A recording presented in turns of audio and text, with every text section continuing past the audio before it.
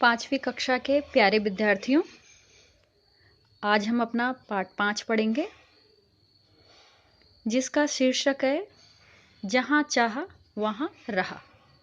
अर्थात कि जहाँ आपकी इच्छा होती है कि मैंने ये चीज़ करनी है, आपका दृढ़ निश्चय होता है कि मुझे ये चीज़ पानी है, तो उस सपने के लिए या उस आपकी जो भी आप सपना चाहते हैं उस लक्ष्य को पाने के लिए अपने आप ही राह निकल आती है, मतलब रास्ता निकल आता है। ठीक है, तो यहाँ पर ही एक ऐसी विभूति हैं, एक ऐसी औरत हैं जिन्होंने अपने दृढ़ निश्चय से ही अपने लिए स्वयं रास्ता बनाया। तो पढ़ते हैं उनके बारे में। ये विभूति हैं ईला सचानी। ठीक है, ईला सचानी एक किसान की बेटी हैं और ये गुजरात के सूरत ज़िले में रहती हैं। उनके हाथ काम नहीं करते और वे अपना सारा काम, जो भी दैनिक काम होते हैं, दिनचर्या के जो हमारे काम होते हैं, सुबह उठना, खाना बनाना, सब चीज़ वो अपने पैरों से करती हैं।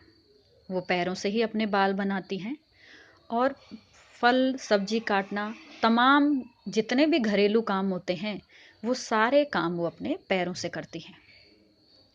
वह अपने पैरों से ही बहुत ही सुंदर तरीके से सुई धागे का काम करती हैं, मतलब जो कढ़ाई बुनाई है उसका काम करती हैं।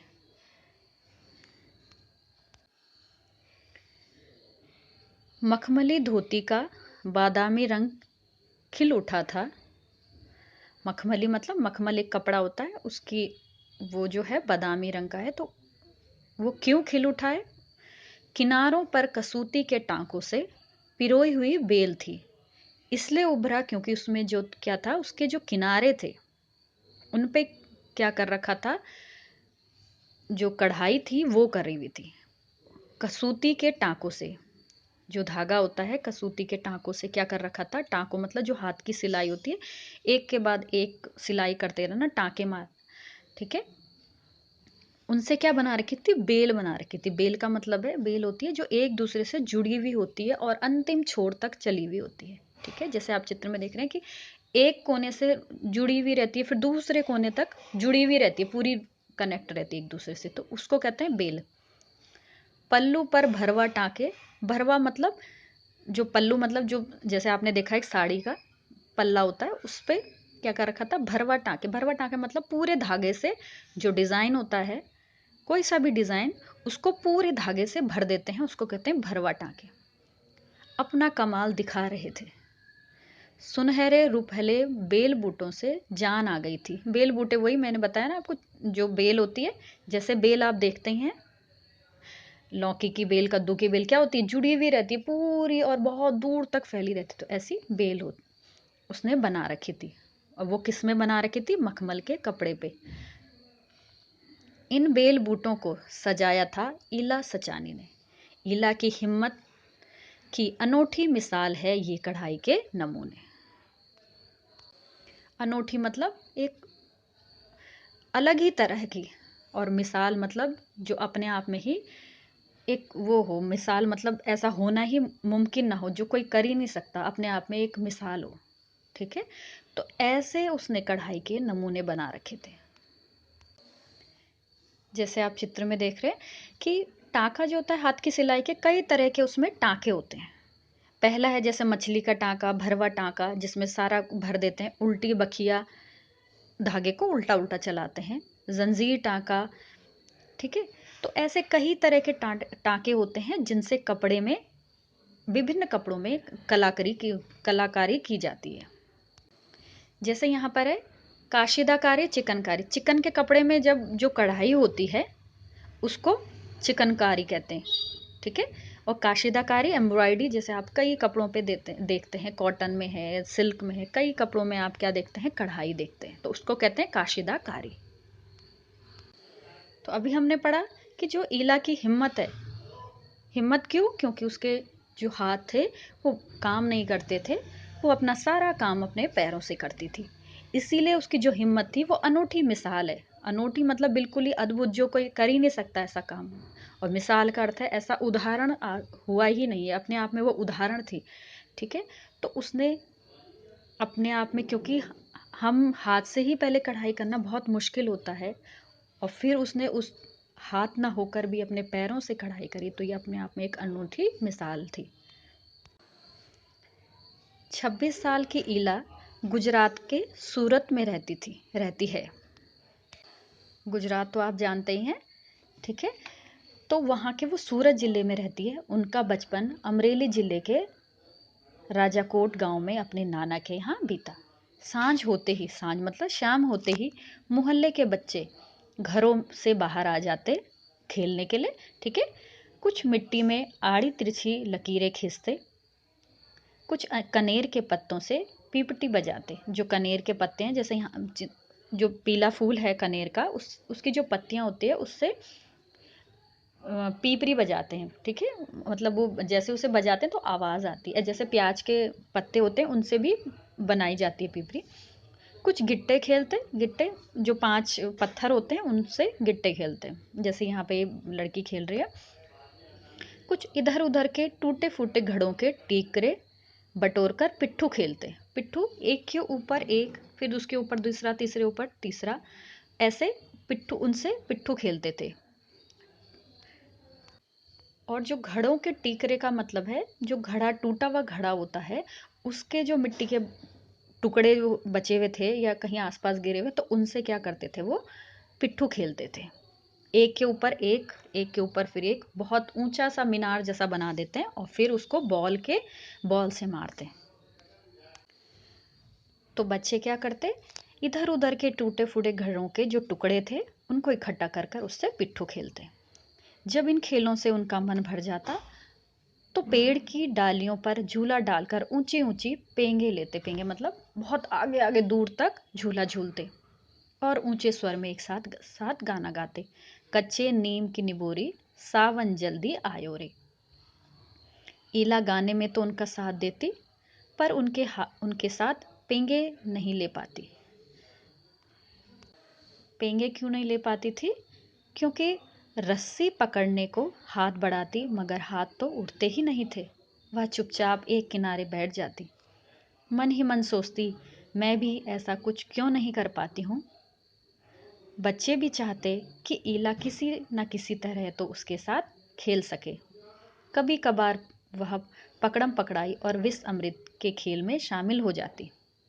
साथियों के साथ जमकर दौड़ती, मगर जब धप्पा करने की बारी आती तो फिर निराश हो जाती। धप्पा कैसे करते हैं? अपने हथेली का पूरा हाथों को दूसरे पे मारते हैं, जिससे वो आउट हो जाता है। ठीक है, तो धप्पा ऐसे मारते, लेकिन ऐसा वो कैसे कर पाती? क्योंकि उसके हाथ तो उठते ही नहीं थे। वह बहुत कोशिश करती, पर उसके हाथों ने तो जैसे उसका साथ न देने की ही ठान रखी हो। ईला ने अपने हाथों की इस जिद को एक चुनौती माना।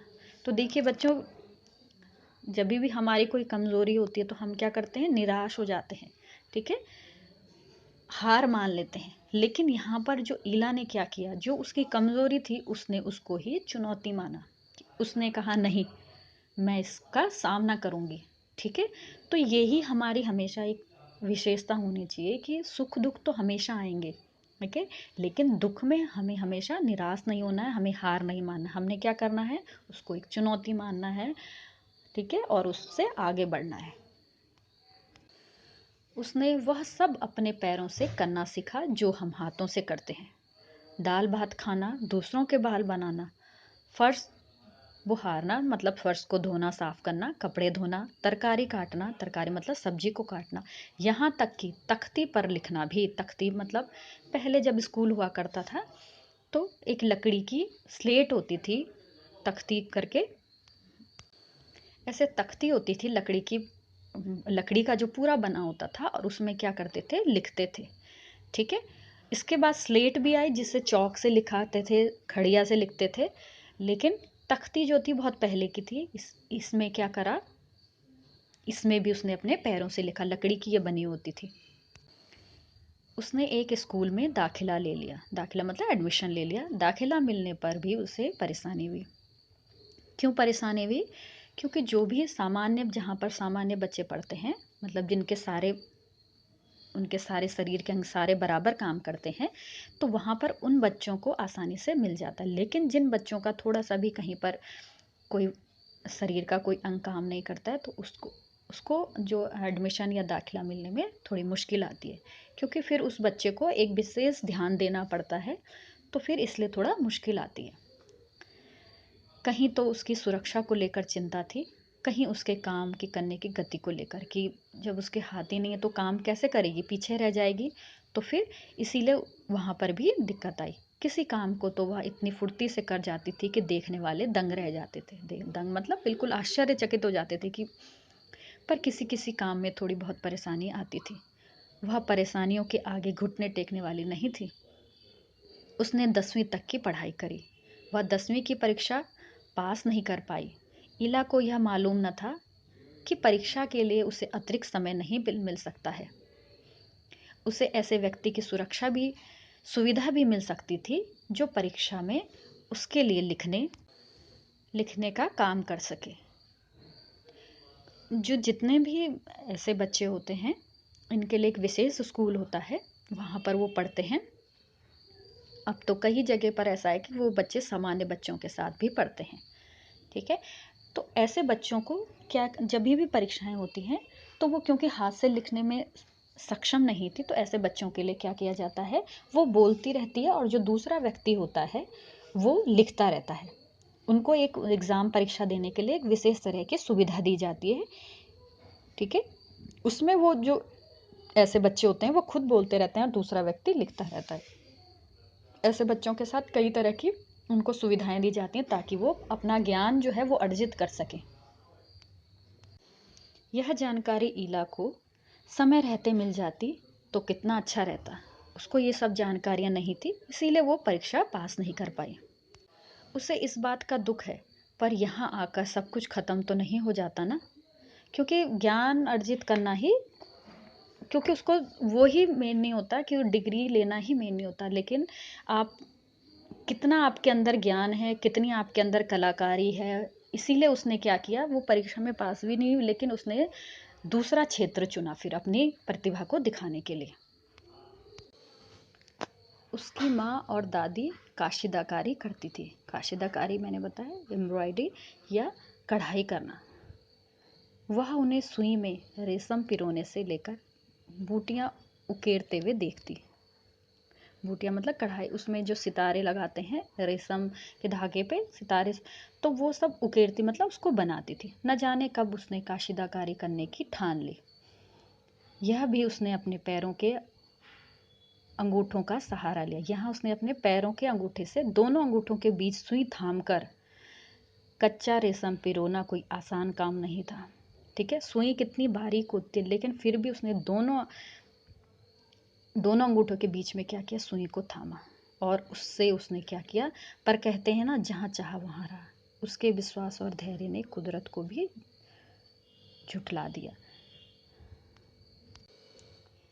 ठीक है, तो उसने इतना कठिन काम उसने क्योंकि ठानी थी, उसने दृढ़ निश्चय किया था, इसीलिए उसने उस काम को कर पाई वो। ठीक है, इसीलिए कहा गया है जहाँ चाहा वहाँ रहा। उसकी चाह थी, उसकी लगन थी उस काम को करने की, इसीलिए उसने राह भी, रास्ता भी खोज लिया। 15-16 साल के होते होते ईला काठियावाड़ी काशीदाकारी में माहिर हो चुकी थी। ये एक जगह का नाम है। वहाँ की जो काशीदाकारी बहुत प्रसिद्ध है। किस वस्त्र पर किस तरह के नमूने बनाए जाएं, कौन से रंगों में नमूना खिल उठेगा और टाँके कौन से लगे, यह सब वह समझ गई थी। ठीक है, नमूने मतलब डिज़ाइन का एक पैटर्न होता है, उसको किस ढंग से बनाना था कि ताकि वो अट्रैक्टिव लगे, आकर्षित लगे, तो यह सब चीज़ वो समझ चुकी थी। एक समय ऐसा भी आया, अब उसके द्वारा काढ़े गए परिधानों में, परिधान मतलब कपड़ों की प्रदर्शनी लगी। प्रदर्शनी मतलब आप देखते हैं ना, जैसे परेड ग्राउंड में लगती है प्रदर्शनी, तो ऐसे उसके जो काढ़े गए, जो जिसमें उसने कढ़ाई करी थी, जिन कपड़ों पर, परिधानों पर उसने फिर एग्जीबिशन, प्रदर्शनी लग ली उसकी। इन परिधानों में काठियावाड़ के साथ साथ लखनऊ और बंगाल की भी झलक रहा था। ठीक है, उसकी जो कढ़ाई थी उसमें जो काठियावाड़ जगह है वहाँ की कढ़ाई नहीं बल्कि लखनऊ और बंगाल की कढ़ाई भी दिख रही थी।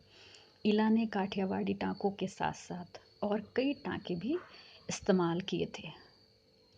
पत्तियों को चिकनकारी से सजाया था, ठीक है, और डंडियों को कांधा से उभारा था। पशु पक्षियों की ज्यामितीय आकृतियों को कसूती और जंजीर से उठा रखा था। जैसे चित्र में दिखाया गया है, चिकनकारी मतलब चिकन के जो कपड़ा होता है उसके ऊपर जो की गई कारीगरी होती है उसको चिकनकारी कहते हैं। और जो ज्यामितीय आकृति है, मतलब ज्यामिति मतलब उसमें कुछ ना कुछ या तो वो स्क्वायर होगा या उसमें वर्गाकार, मतलब इस ढंग के शेप लिए हुए होते हैं। जैसे आप यहाँ पे जो लाल कलर का बना रखा है इसको कहते हैं ज्यामितीय आकार की।